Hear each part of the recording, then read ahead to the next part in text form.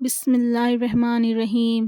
اسلام کے ابتدائی دنوں میں جب کلمہ پڑھنا جرم تھا، جب ایمان چھپانا ہی حفاظت تھی، تب ایک بوڑھی عورت نے اعلان توحید کیا، نہ صرف زبان سے بلکہ اپنی جان سے۔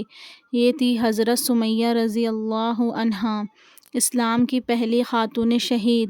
حضرت سمیہ مکہ میں بنی مخزوم قبیلے کی ایک کنیز تھی۔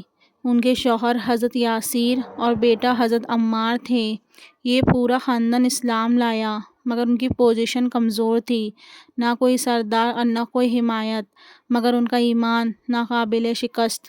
ان کے گھر پر ظلم کے پہاڑ توڑے جاتے، مگر وہ کہتے احد احد، اللہ ایک ہے، اللہ ایک ہے۔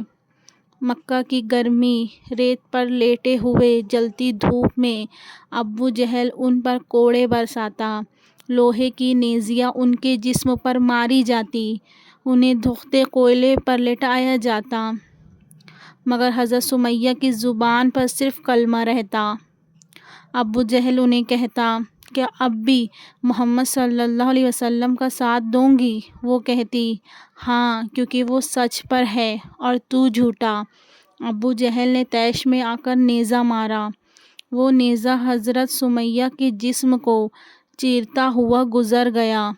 یہ لمحہ صرف ایک موت نہ تھا، یہ اسلام کی پہلی قربانی تھی، ایک عورت کی طرف سے۔ حضرت سمیہ نے شہادت پا لی، لیکن اسلام کو حیات دے دی۔ حضرت عمار کو مجبور کیا گیا کہ اپنی ماں کی لاش دیکھے، انہیں بھی تشدد کا نشانہ بنایا گیا، اور جب ان سے زبردستی کلمہ کفر کہلوایا گیا تو وہ رونے لگے۔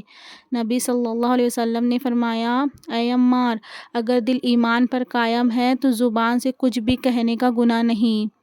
پس منظر میں نرم پوشیدگی اور درود شریف۔ آج ہم ایمان کا دعویٰ کرتے ہیں، مگر کیا کبھی سمیہ کی طرح ایمان پر قربانی دی؟ کیا ہم نے کبھی اپنے بچوں کو دین سکھانے کے لیے دنیا کی مخالفت کی؟ کیا ہم نے کبھی خود پر ظلم سہ کر بھی حق کا ساتھ دیا؟ یہ واقعہ ہمیں سکھاتا ہے، ایمان الفاظ سے نہیں، قربانی سے ثابت ہوتا ہے۔ اگر ایک بوڑھی عورت کنیز ہونے کے باوجود شہادت دے سکتی ہے، تو ہم اپنی آزادی میں دین پر کتنا عمل کرتے ہیں۔